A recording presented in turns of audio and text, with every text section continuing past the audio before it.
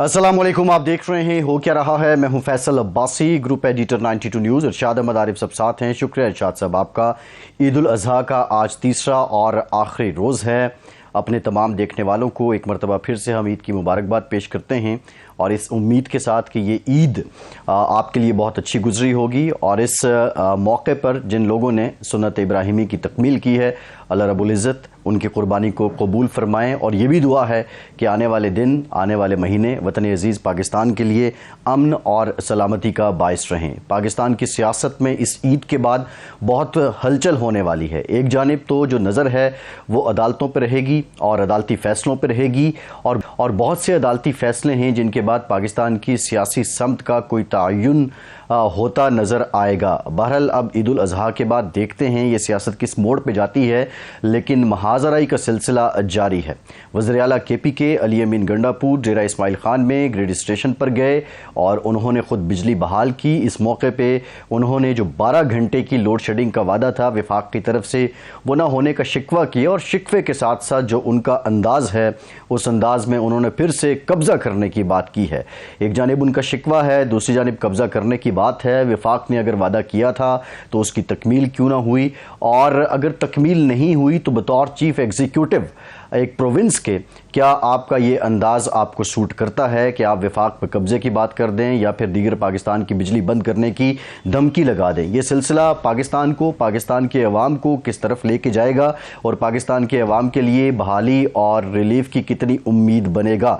दूसरी जानिब बजट के मामले पर पाकिस्तान पीपल्स पार्टी अभी तक, अगर मैं ये कहूँ कि मुस्लिम लीग नून से नाक से लकीरें निकलवाने की दौड़ में है तो गलत नहीं होगा। अब बिलावल भुट्टो साहब ने वज़ीर आज़म शहबाज शरीफ साहब की जो मुलाकात की दावत है उसको कबूल किया है।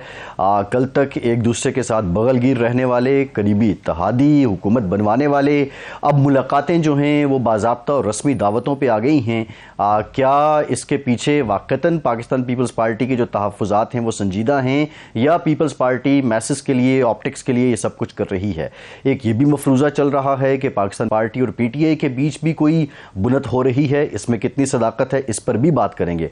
राना तनवीर साहब ने भी हमें ज्वाइन किया है, सीनियर पार्लियामेंटेरियन हैं, वफाकी वज़ीर हैं। राना साहब बहुत शुक्रिया आपका। राना साहब आपकी तरफ आएंगे। इरशाद साहब, राना साहब को हम ईद मुबारक पेश कर देते हैं, लेकिन साथ ही साथ जो मेरा सवाल है वो आपसे है। आप बिलावल भुट्टो साहब और शहबाज शरीफ साहब अब मुलाकात करेंगे, वज़ीर आज़म साहब ने दावत दी है, रस्मन दावत तक नौबत क्यों आ गई है इरशाद साहब? देखें, 16 माह की जो हुकूमत थी, दोनों जमातों ने हुकूमत से निकलने के बाद गिले शिकवे किए, और जो मुस्लिम लीग नून के दोस्त अहबाब हैं वो ये कहते हैं कि जी इस दफ़ा हम जो परफॉर्म नहीं कर सके उसकी सबसे बड़ी वजह ये थी कि हमारे इत्तेहादी, ख़ास तौर पर पीपल्स पार्टी और JUI के जो वज़राए कराम थे, जो दोनों जमातें थीं, उन्होंने हमें खूब ब्लैकमेल किया मुख्तलिफ़ इश्यूज़ पर। तो अब इस वक्त सूरत हाल ये है कि अगरचे पीपल्स पार्टी के वज़रा काबीना का हिस्सा नहीं हैं, और कहा यह गया था कि जी शहबाज शरीफ साहब को फ्री हैंड देने के लिए हम काबीना का हिस्सा नहीं बन रहे, लेकिन ताउन करेंगे। लेकिन सदर भी बनवा लिया, चेयरमैन सेनेट भी बनवा लिया, डिप्टी स्पीकर भी बनवा लिया, पंजाब का गवर्नर भी बनवा लिया, और फिर अब बजट है। और बजट पर तो आपको पता है कि सियासी जो हुकूमत होती है उसके अपने वज़रा, अपने मुशीर, अपने MNAs भी कोशिश करते हैं कि ज़्यादा से ज़्यादा मराहत हासिल करें, अपने मुतालबात बनवा लें।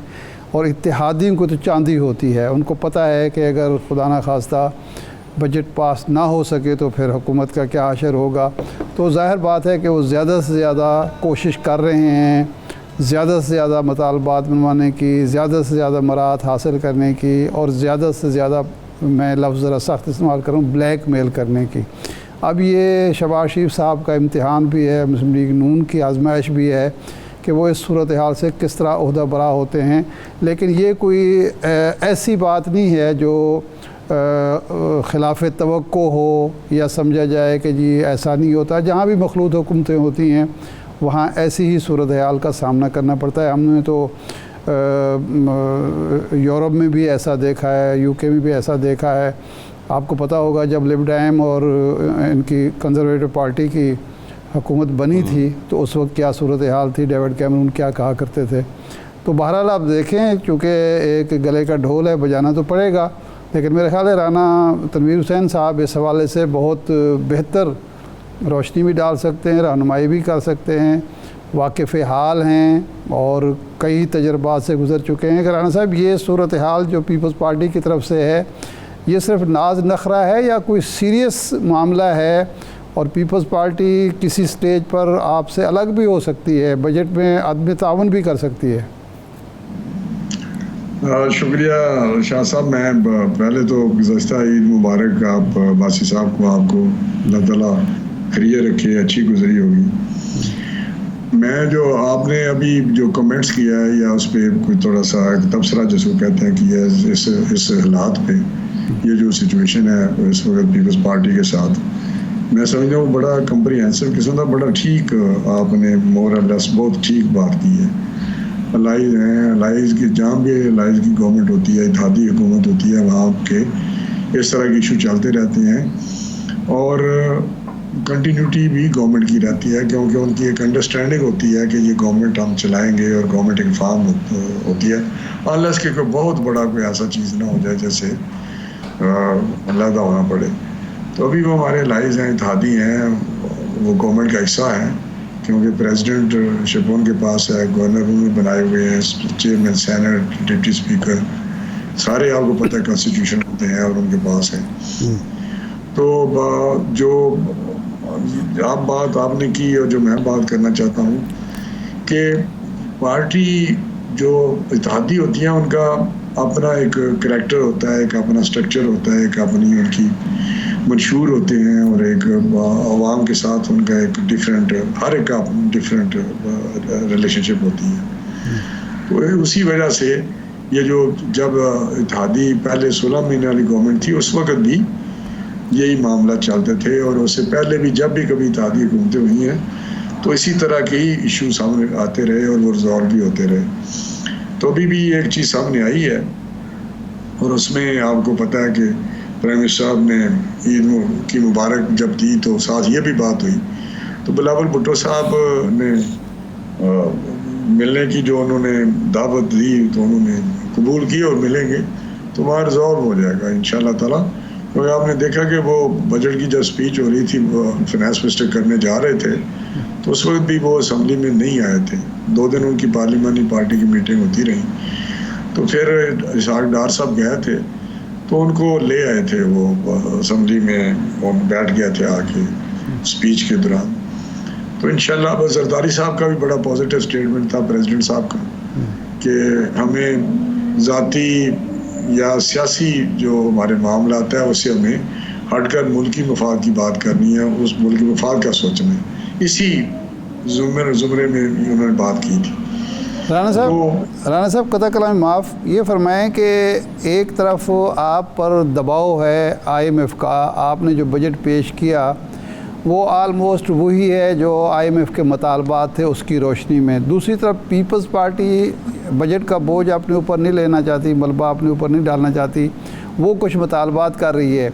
تو اس صورتحال سے نکلنے کی حکمت عملی آپ کیا ہوگی؟ کیا IMF کے مطالبات کو پس پوش ڈالیں گے یا پیپلز پارٹی کے مطالبات کو پس پوش ڈالیں گے یا ان کو قائل کریں گے کہ جس طرح کا بجٹ ہم نے پیش کر دیا ہے اس میں کوئی رد و بدل نہیں ہو سکتا؟ نہیں، اگر کوئی اچھی تجویز ہو اور اس چیزوں حالات کو سامنے رکھتے ہوئے جو IMF کی بات آپ نے کی، اس میں کوئی کسی کو شک نہیں ہے. آج وہ اتنی بڑی پولیٹیکل پارٹی ہے، وہ انہوں نے یہ ساری چیزوں کو سسٹم کو سمجھتے ہیں اور حالات اکانومی جو ہے اس کا بھی پتہ ہے پاکستان کی کا، اور اوور اے پیریڈ انہوں نے بے شمار 50 سال میں حکومتیں کی ہیں مختلف ادوار میں، تو ان کو یہ سارا ادراک ہے.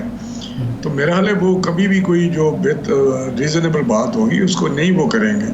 اور کوئی ان کے کوئی صوبے کے متعلق ایشو ہیں یا کوئی اور ایشوز ہیں تو وہ ریزالو ہو سکتے ہیں جو ہونے والے ایسا نہیں. تو انشاءاللہ یہ چیزیں بہتر ہو جائیں گی. باقی IMF کا پروگرام جو ہم لینے جا رہے ہیں وہ بھی ضروری ہے. پرائم منسٹر صاحب نے جو اسپیچ کی، جو ابھی قوم سے خطاب انہوں نے کیا تھا، اس میں بھی ساری صورت حال کا قوم کو بتایا اور کوشش کی کہ ان کو پتہ چلے سچویشن ہے کیا.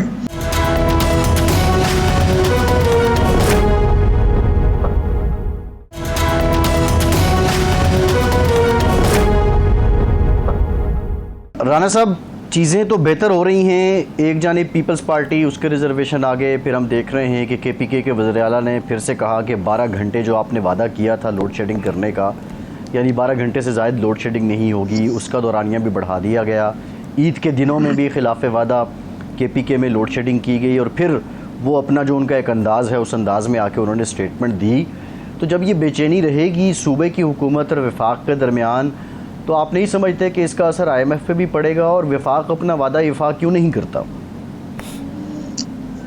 ایسی بات نہیں ہے. وفاق نے تو میرا ہمیشہ اسپیشلی پی ایم ایل این کی گورنمنٹ جب بھی آئی ہے انہوں نے سیکریفائس کیا. جب این ایف سی ایوارڈ ہوا تو اس وقت پنجاب نے، جب چیف منسٹر تھے شہباز شریف صاحب پنجاب میں، تو انہوں نے اپنا این ایف سی ایوارڈ کے تحت جو شیئر تھا اس کو سیکریفائس کیا اور کہا کہ جی دوسرے صوبوں کو بھی آپ دے سکتے ہیں. وہ بہت بڑی ایک قسم کا جیسچر تھا کہ دوسرے صوبوں کے متعلق کہ ہم بڑے بھائی ہیں اور ہم سیکریفائس کرتے ہیں، اور آپ کو اس کا پتہ بھی ہے. تو ابھی شہباز صاحب ادھر پرائم منسٹر ہیں. میں آپ کو یہ یقین سے کہہ سکتا ہوں جس طرح وہ کنسرنڈ ہے اباؤٹ کے پی کے، اور جس طرح کنسرنڈ ہے بلوچستان کے متعلق، جس طرح کنسرنڈ ہے سندھ کے متعلق، یا وہ بات کرتے ہیں جی بی کی، آزاد کشمیر کی، تو ریفلیکٹ کرتا ہے کہ ان کا اپروچ کس طرح صوبوں کو ڈیولپ کرنا ہے، چھوٹے صوبوں کو کس طرح آگے لے کے چلنا ہے، ان کو ساتھ لے کے چلنا ہے. تو ہمیں کے پی کے ساتھ بالکل ہم نے ان کو ساتھ چلانا ہے. لیکن انفارچونیٹلی پی ٹی آئی کے جو پولیٹیکل کریکٹر ہے ان کا، یا ان کے کچھ لوگ بھی ہیں انکلوڈنگ ان کا جو بانی پی ٹی آئی جس کو یہ کہتے ہیں، ان کا جو سلسلہ ہے وہ جب گورنمنٹ سے باہر تھے تو اس وقت بھی یہی بات تھی. جب وہ 2018 میں پرائم منسٹر بن گیا تو اس وقت بھی یہی ایٹیٹیوڈ تھا. لوگ کہتے ہیں کہ الیکشن میں باتیں ہوتی ہیں کہ جب گورنمنٹ میں آتے ہیں تو وہاں پہ جو ایٹیٹیوڈ ہے یا طرز تکلم ہے وہ بدل جاتا ہے. تو یہ تو اسی طرح ہی رہتے ہیں. آپ دیکھیں یہ باتیں ہو رہی تھیں آج. تو میرا خیال ہے یہ چیزیں ہمیں بھگتنی پڑیں گی. جس نے بھی یہ فیصلے کیے ہیں، جس نے بھی ان کو اوور لک کیا ہے، یا جس نے بھی ڈیل دی ہے، جس نے بھی ریلیکس کیا اس وقت کہ یہ چلنے دے سلسلہ، تو میں سمجھتا ہوں کہ اب یہ سامنے آپ کے آ رہا ہے. رانا صاحب یہ لوڈ شیڈنگ کا ایشو جو ہے یہ تو پی ٹی آئی کا ایشو نہ، یہ عوام کا ایشو ہے. جب پیپلز پارٹی کی حکومت ہی وفاق میں، شہباز شریف صاحب بھی کیمپ لگا کے بیٹھتے تھے مینار پاکستان پہ، یہاں بھی مظاہرے ہوتے تھے، جلسے جلوس ہوتے. لیکن جو اس وقت جو ایک امپورٹنٹ چیز وہ یہ ہے کہ عید کے دنوں میں جب انڈسٹری بند ہے، کاروبار بند ہے، بجلی کی کھپت کم ہو چکی ہے، اس دن صرف کے پی کے میں نہیں، پنجاب میں بھی، لاہور میں بھی لوڈ شیڈنگ ہو رہی تھی. یہ تو سراسر مس مینجمنٹ ہے. اور یا تو پھر وہ کیپیسٹی چارجز والا ایشو ہے کہ چلو جی تیل نہ خریدنا پڑے، ورنہ عید والے دن تو کنٹرول کی جا سکتی تھی، یا عید سے دوسرے دن چھٹی کے دنوں میں 12 گھنٹے 14 گھنٹے لوڈ شیڈنگ کا تو کوئی جواز نہیں بنتا. شاہ صاحب بالکل آپ کی بات ٹھیک ہے، لیکن اس سے اس کو ایسا نہ کریں. یہ کے پی کے کا مسئلہ نہیں ہے لوڈ شیڈنگ. آپ نے جس طرح ابھی کہا کہ میں اپنے گاؤں میں تھا، لوڈ شیڈنگ ہو رہی تھی اور دن میں کئی دفعہ ہو رہی تھی، جو ابھی لاہور میں بھی ہوئی، میں آیا ہوں تو ادھر بھی لوڈ شیڈنگ ہوئی ہے.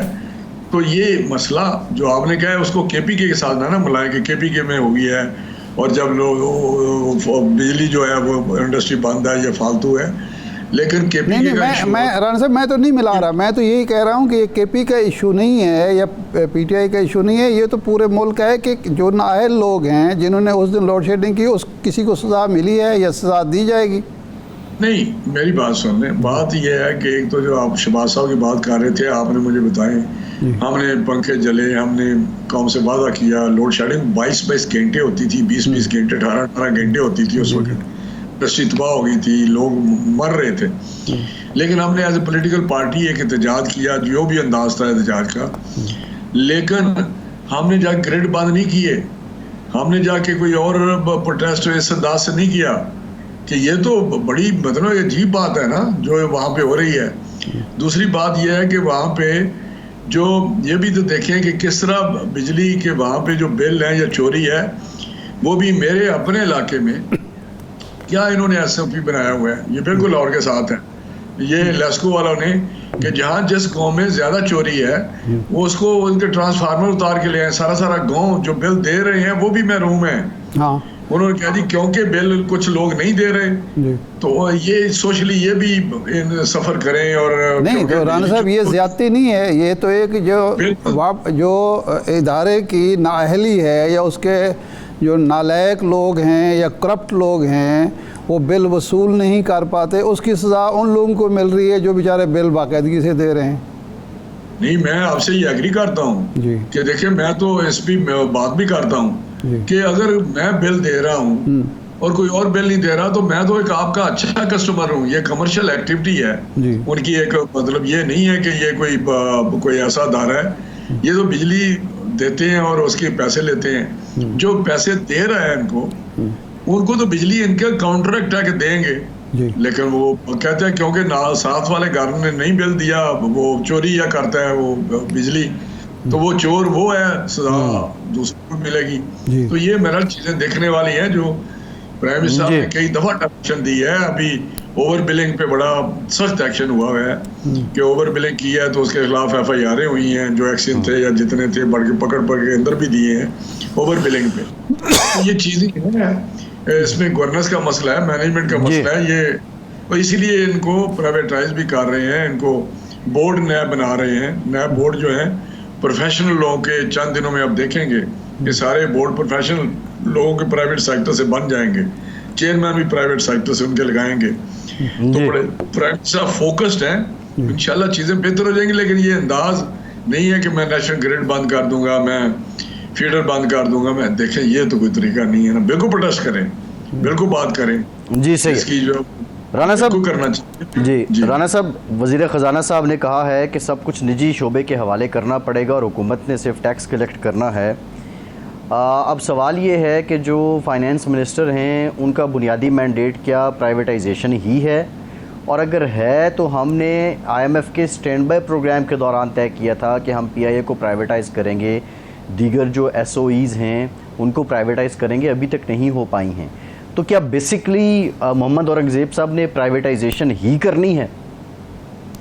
نہیں ایسی بات نہیں ہے. فائنانس منسٹر صاحب میں بتاؤں کہ ان کا جو اس وقت ریسٹرکچرنگ کی بات ہوتی ہے یا ٹیکس ریفارمز کی بات ہوتی ہے وہ سارے آپ کے سامنے ہیں. وہ آپ کو اس کا بڑا رچ ایکسپیرینس ہے اور انشاءاللہ چیزیں آپ کو بہتر نظر آئیں گی. آئی ایم ایف کا پروگرام کو اس کے ساتھ لنک نہ کریں, نہ پرائیویٹائزیشن کے ساتھ لنک کریں.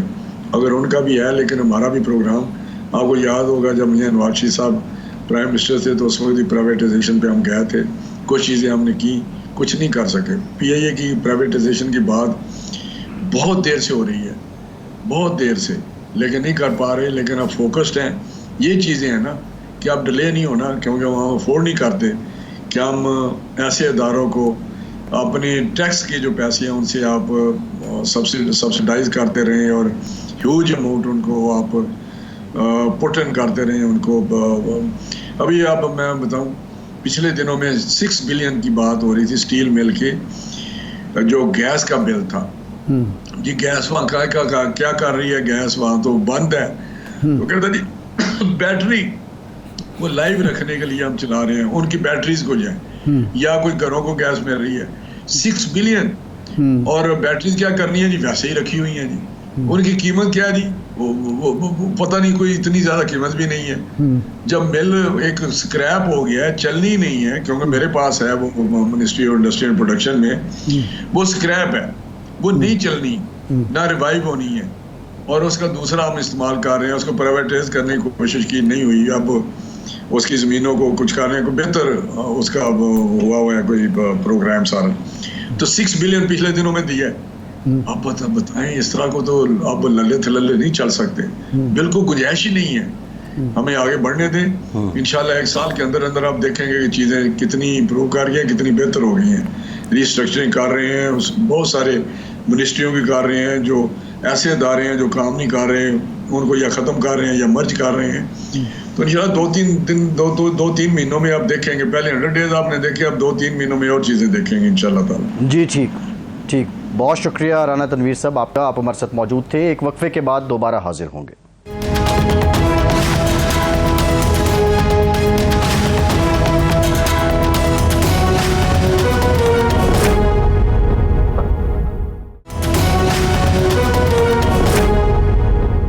جی بریک کے بعد ایک بار پھر سے آپ کو خوش آمدید کہیں گے. ارشاد صاحب, بریک سے پہلے بھی بات ہو رہی تھی رانا صاحب سے بھی, لیکن ایک اور کلیدی جو سوال ہے وہ محسن نقوی صاحب نے عید سے قبل ملاقات کی مولانا فضل الرحمان صاحب سے, پھر انہوں نے سابق صدر موجودہ صدر آصف زرداری صاحب سے بھی ملاقات کی, اور ایک جانب مولانا سے پاکستان تحریک انصاف کوششیں کر رہی ہے کہ کسی طرح کوئی گٹھ جوڑ ہو سکے, اتحاد ہو سکے. دوسری جانب وزیر اعظم صاحب کا خود اور پھر محسن نقوی صاحب کی ملاقات, کیا مقصد ہو سکتا ہے؟ مولانا اگر حکومت کی طرف آتے ہیں تو مولانا کو فائدہ کیا ہے؟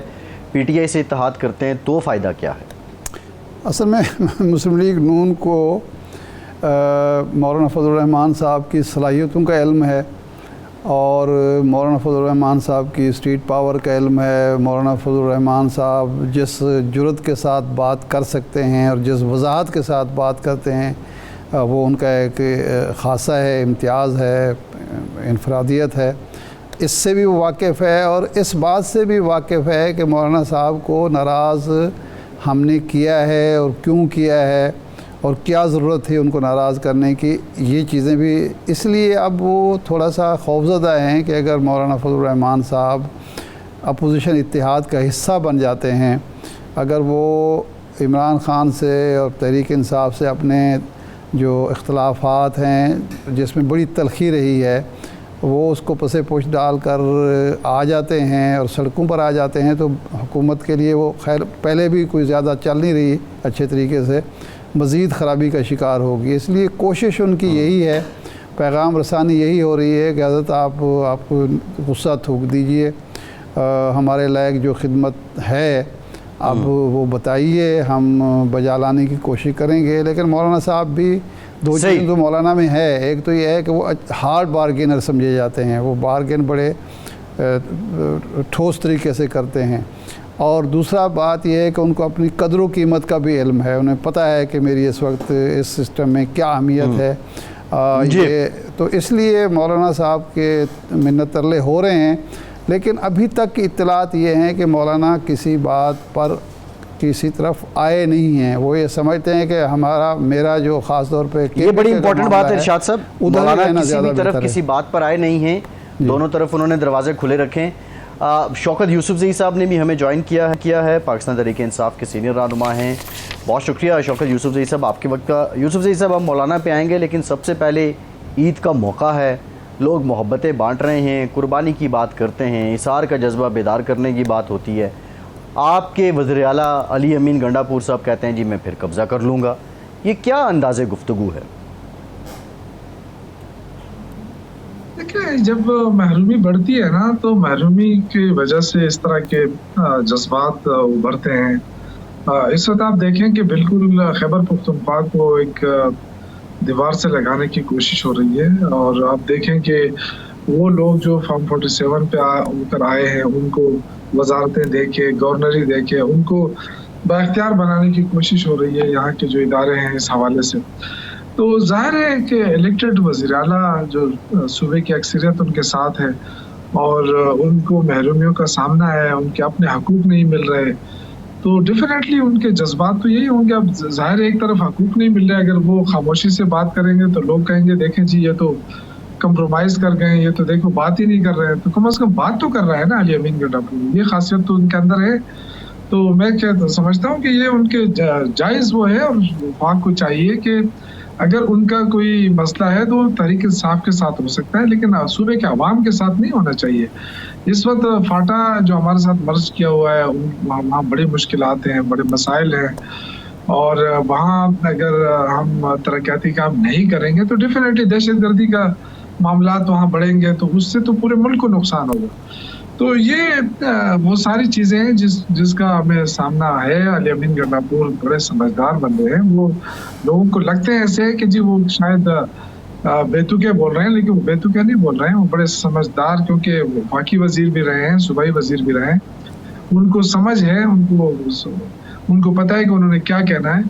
تو یہ ساری چیزیں ہیں. وفاق کو دیکھنا چاہیے کہ ایک صوبے کو آپ اس طرح, پنجاب میں آپ جا کے دیکھیں تو مریم نواز روزانہ اعلانات پہ اعلانات کرے, تو وہ پیسہ وہاں کہاں سے آ گیا ہے پنجاب میں؟ ڈیفینیٹلی ان کو سپورٹ کیا جا رہا ہے.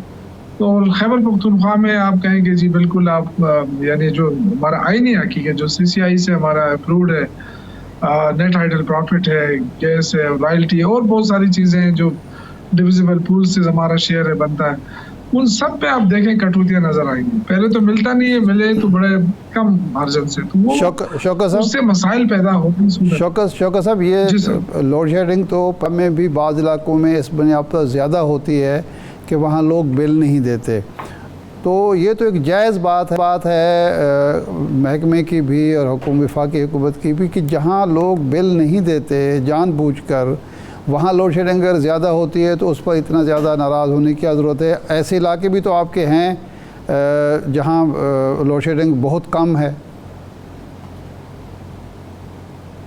دیکھیے میں آپ کا غرض کروں, میرا شانگلہ کا حلقہ ہے, وہاں پہ تقریباً کوئی 10 یونین کونسل کے لیے 2 میٹر ریڈر ہیں. اچھا.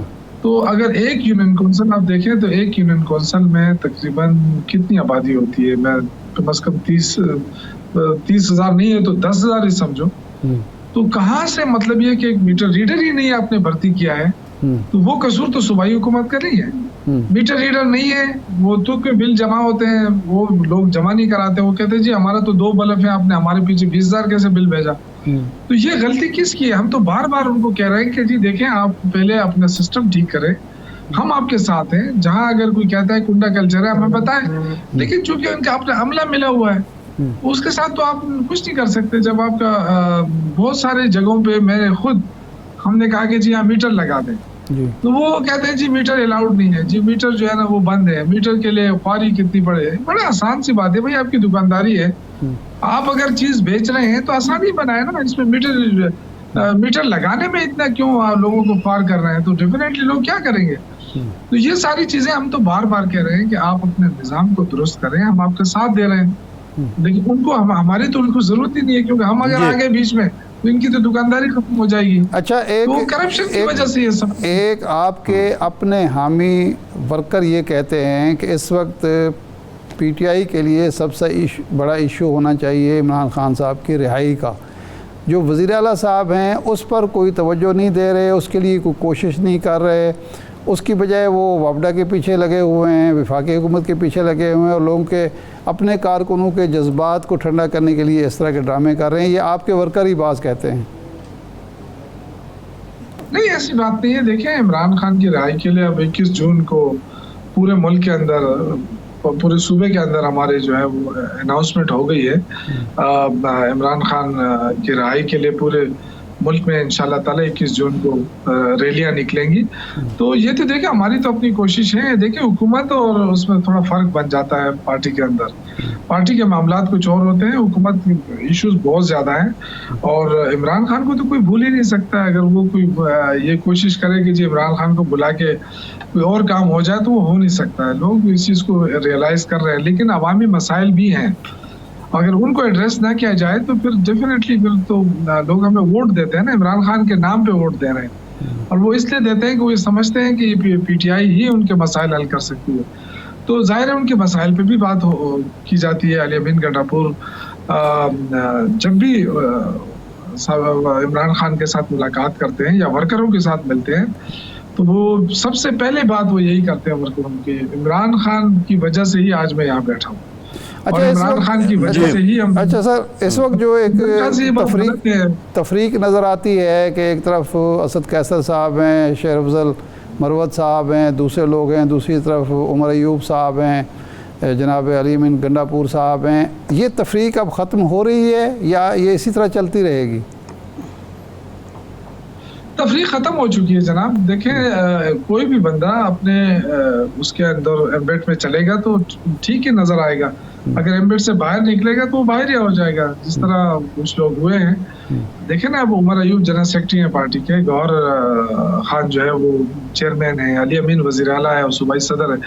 तो जाहिर है अगर हम ये सोचें कि नहीं जी हम तो इनको सुपरसीड करके ऊपर चले जाते हैं और हम उनको छोड़ देते हैं पीछे, हालांकि मेरे भी काफी तहफ़्फ़ुज़ात हैं और भी बहुत सारे लोगों के तहफ़्फ़ुज़ात होंगे कि सीनियर हम कहते हैं, जो हम अपने आप को सीनियर कहते हैं, ज़ाहिर है मैं 96 से हूँ, असद कैसर 96 है, तो ये होता है सीनियर और जूनियर का कि जी देखें अभी आया, लेकिन एक पार्टी हिरार्की होती है। अगर पार्टी ने उनको ओहदा दिया है, बड़ा ओहदा दिया है, तो मुझे और असद को या किसी और को तो उसका डेफिनेटली फॉलो करना पड़ेगा। बगैर डिसिप्लिन के तो ना पार्टियां चलती है ना हुकूमतें चलती हैं।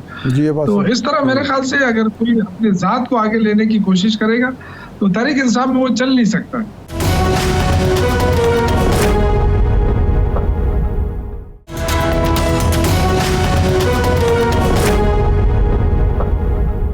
शौकत साहब, बात यह है कि बहुत ज़्यादा बात की जाती है कि मामलात न्यूट्रलाइज हों, मुज़ाकरात हों, लोग बैठें। आपकी जमात के जो बानी हैं उन्होंने भी ड्यूटी लगा दी कि अचकज़ई साहब, महमूद अचकज़ई साहब जो हैं इस कॉज़ को अब लीड करें। लेकिन साथ ही जब इस तरह की स्टेटमेंट्स आती हैं सीएम केपी की तरफ से, वफाक पे कब्ज़ा कर लेंगे, बिजली का मसला बड़ा पुराना है, परवेज़ खटक साहब ने भी स्टेटमेंट दी थी कि हम अब बिजली बंद कर देंगे। लेकिन उसके बाद फिर आपकी 4 साल हुकूमत भी रही। उमर अयूब साहब जब वज़ीर थे उस वक्त ये बिजली के मीटरों का मसला क्यों नहीं उठाया गया? उस वक्त लाइन लॉसेस कम क्यों नहीं हुए? उस वक्त जो ड्यूज़ थे वफाक से आपको वो क्यों नहीं मिले? तो ये मामलात सारे तो बड़े पुराने हैं, लेकिन अब ये बातें करके आप नहीं समझते कि जो आपको कुशन मिल रहा है वो भी ज़ाया हो रहा है?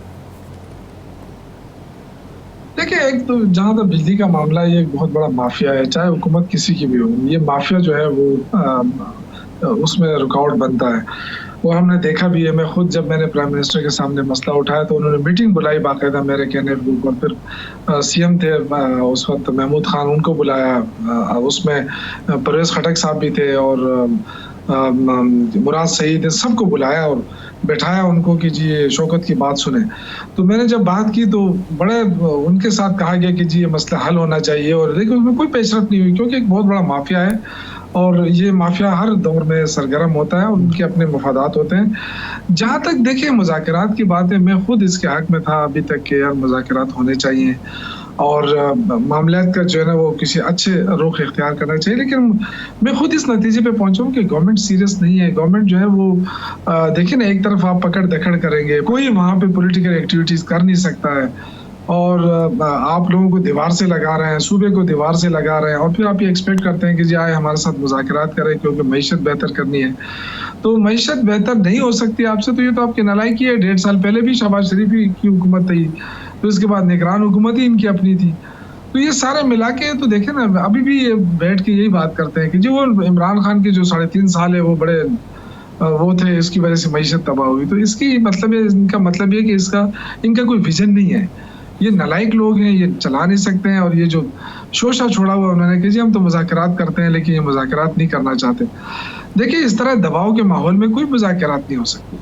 और अच्छा शौकत साहब, ये फरमाएं, देखें, या तो ये कि इमरान खान डर जाए, पहली बात तो ये कि इमरान खान डर जाए, वो कहे मुझे निकालो बाहर। तो इमरान खान तो ना एनआरओ मांग रहा है, तो उसके साथ तो आपने बड़े एहतराम से बात करनी होगी। ये तो नहीं हो सकता कि आप दबाव डाल के मुज़ाकरात करना चाहें। इमरान खान ऐसे मुज़ाकरात कभी नहीं करेगा।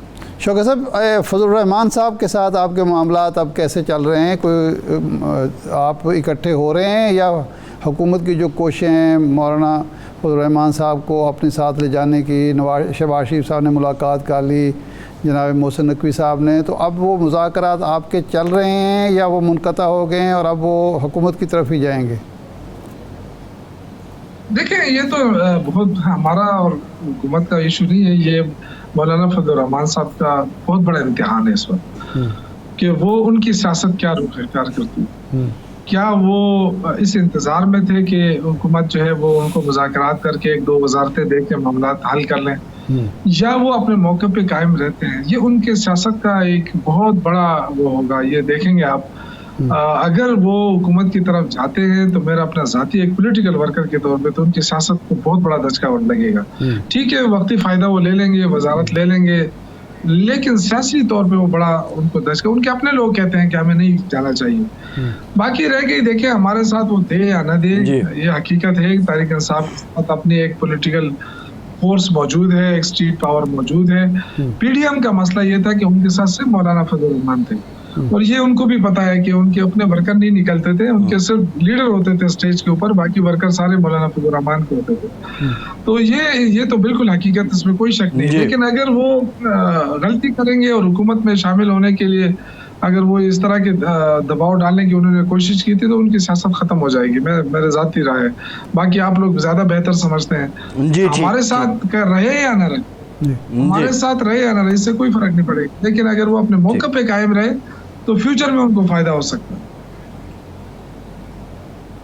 जी ठीक, बहुत शुक्रिया शौकत यूसुफ ज़ई साहब का। शाद साहब, पंजाब की वज़ीर इत्तलात अज़मा बुखारी साहिबा ने इस बात की तस्दीक की है और उन्होंने बताया कि जो पंजाब की सड़कें हैं उन पर छिड़काव किया गया है फ़िनाइल और अर्के गुलाब मिले पानी का।